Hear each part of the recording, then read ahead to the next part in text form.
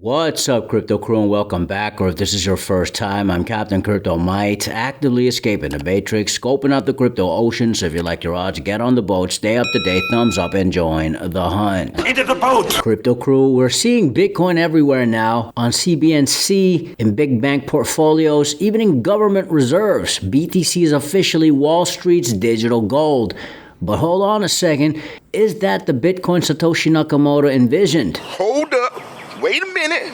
Something ain't right. Today we're talking about why you should forget Wall Street Bitcoin, yet Kaspa stepping up to deliver on Bitcoin's original promise. So stick around because we're diving deep into why this matters for the future of money. Stay tuned, Crypto Crew. Guess you guys aren't ready for that yet. Prove all things, hold fast that which is good. Always make sure to self-custody your crypto investments. At the making of this recording, for a limited time, you can get 20% off using codes Crypto Crew and Labor Day. I'm a Bitcoin maximalist. While Bitcoin promised freedom from the old system, not everyone was on board. For every person who saw it as a revolutionary escape, there were powerful voices quick to label it a fraud, a bubble, or even a tool for the underworld. The battle for Bitcoin's soul began early. We have these dollar bills in our pocket backed by the government, and that's what money is. The purchasing power of the dollar never goes up. The dollar only goes down. It's just a question of when will it utterly fail? We can't be trapped in our bubble of the United States, like it'll never happen here. It could certainly happen here. No, I'm not Satoshi. The monies that people are familiar with are regulated and controlled. Bitcoin is freedom money. Bitcoin's coming in! It's a new technology where the power is in the hands of the people. You want to send money and receive money? This is outside the bank, bro, and it's much better. Bitcoin's a hyped up fraud. The asset itself is creating nothing. I would short it if there was an easy way to do it. I think it's a scumball activity. There's not that many people who want to buy pet rocks right now. The pet rock probably has more value because at least it's a rock. Crypto is financing terrorism and human trafficking and drug dealing. Do criminals use Bitcoin? Of course. Criminals use all useful tools. Cars, cell phones, food and water. Governments do not like Bitcoin. They cannot control it. We want the Bitcoin. We're going to seize your money. That freedom is powerful. Governments would be removed from their ability to manipulate currency. Bitcoin works because the software works, and the software works because there are people maintaining it. In tomorrow's world, we will tell our children, instead of buy real estate, we'll tell them buy Bitcoin. You go to Central America, South America, Africa. These are markets that see Bitcoin as a necessity. Seeing countries now adopting Bitcoin as legal tender, that opens up the whole world. A lot of Nigerians don't use banks. I do not have IDs. All those things that you require to open a bank account. Not everyone has, believe it or not, equal access to finances. I remember being 40 years old and having $200 and that being my entire life savings and thinking to myself, what is going on? I am all in Bitcoin. There is no bank account. It is truly taking on its own life. Once you have knowledge, well, what are you going to do with it? How are you going to change? Yet despite the constant FUD and the early skepticism, BTC kept growing, and as it grew, it started attracting the very institutions Bitcoin was designed to actually circumvent. No one embodies this shift more than Michael Saylor, who's turned MicroStrategy into a massive leverage bet on Bitcoin, now firmly planted in the world of traditional finance. We had Tom Lee on the broadcast. I don't know if you saw this earlier today, and he effectively said Bitcoin at $111,000 is headed to $200,000 effectively by Christmas.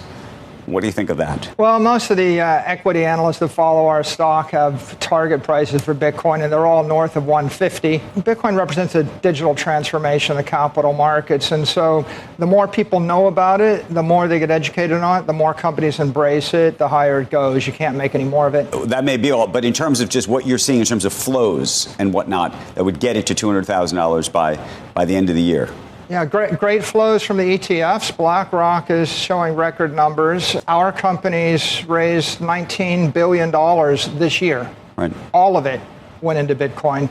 We just announced $217 million of Bitcoin purchases this morning before I walked onto this set here. Wait, $217 million this morning? $217 million, just slightly less than 2,000 Bitcoin. Our first buy, and we were the first public company to buy Bitcoin, we bought $250 million of Bitcoin, and that was like all the money we'd come up with in 30 years. Yeah. And this was just a short week, 4 days. Even if there was a crypto winter, and we'll call it a winter because that suggests there's still a potential summer again. At what numbers and levels does it become complicated at which you start to have to sell things? I would say we have a PhD in leverage by now because we lived through the last crypto winter. We went from 6,000 to 16,000. We were buying Bitcoin at 16,000. We used to use senior debt, and we had some margin-type loans. We rolled out of that to converts, and this year we really have started to reallocate to preferreds. And preferreds are the best kind of leverage because they never come due. So I think we're fine right now because substantially our leverage comes from preferred stocks rather than from debt at all.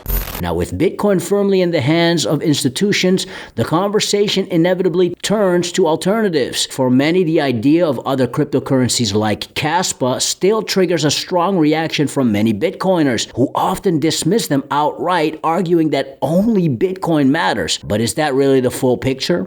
Anybody who's competent can use Bitcoin on-chain and Bitcoin on Lightning in a trustless, peer-to-peer way. If you're retarded, then you can use Kaspa. All right. I want everyone... or poor. If you're retarded and or poor, you can use Kaspa. If you want to have a good time... Kaspa? Just you guys download Bitcoin space. Please, let's not talk about Kaspa, please. No, not Kaspa in general. Like all altcoins. It's none of the Kaspa is special. They're all the same. So like you can replace Kaspa with Monero or Ripple or Ethereum. It's all the same. Please don't mention it. You are shilling their backs. No Kaspa, please. Only Bitcoin. Don't worry Only about Bitcoin. it. Don't worry about it. Don't worry about it. It's okay. We got Kaspa down there. I guess he wants to talk about Kaspa. No, we're not doing that. Don't also, know you guys anything are about. spamming this nest up here. I'm just deleting all of this stuff. Regardless of where you stand on the altcoin debate, one thing is undeniable. The traditional financial system is fundamentally broken for the average person, especially in the world we live in today. We're all tired of the hidden fees, the glacial transfer times, and the sheer absurdity of a system that feels designed to work against us. What is this archaic system? Mother's maiden name? Leibowitz? You're telling me this guy is how things get verified. That's my job. I'm just saying, you shouldn't have to buy $10 worth of gum if you just want 79 cents worth of gum. Why do you get charged your money to take your money from your account? And if you're out of money, they charge you for being out of money? What? An overseas transfer takes 5 days? Business days. Why? What are they using? A Zeppelin? I deposited the check Monday. But Monday was a bank holiday. Why is this the way it is? A bank holiday? This system makes no sense. This makes no sense. Who designed this system? Ma'am? Is this really the best we can do? Hello? Don't we deserve better? You know, the rough idea I have in my head is like, we'll see $1 million Bitcoin by 2030. We're starting to see regulatory clarity emerge in the United States, which I think is a bellwether for the rest of the G20. You have the Genius Act passed now for stablecoins, but this market structure bill is being debated in the Senate. Fingers crossed, something could happen by the end of this year. The United States government now has a strategic Bitcoin reserve. So that is, if you'd asked me 5 years ago, that would have been kind of like vision board. And someone would have said, you're crazy. Like the United States government's not going to officially hold Bitcoin. But if they do that, which there's now an executive order to do, I think a bunch of other countries are going to do that.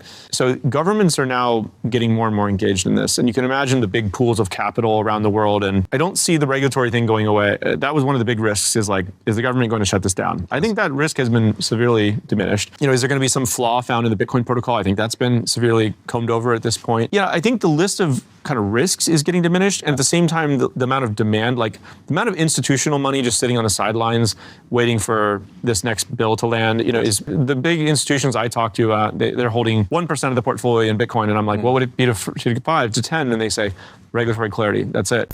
So if the old system is failing us and Bitcoin is increasingly becoming a playground for the wealthy, where does that leave the rest of us? While Michael Saylor can make billion-dollar moves, the average person can't replicate his strategy, period. This raises a crucial question: who is crypto really for?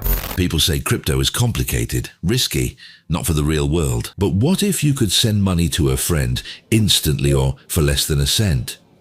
What if you could pay for your iPhone, your coffee, or your life without banks, delays, or hidden fees?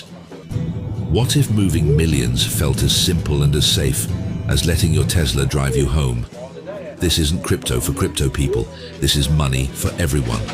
So while Wall Street embraces Bitcoin as its digital gold, remember this: the original vision of peer-to-peer digital cash built for everyone is alive and well, not just for the institutions, as it is about the innovation that serves the people. Kaspa is stepping up, delivering the speed, security, scalability, and decentralization that Bitcoin once promised. Who wants to wait 42 seconds to watch something download instead of 2 seconds?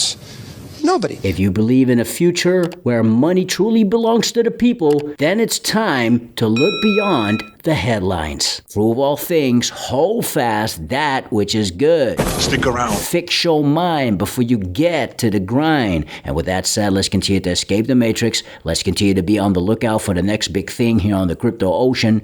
Grow in grace, and let's make some crypto waves. Say aye.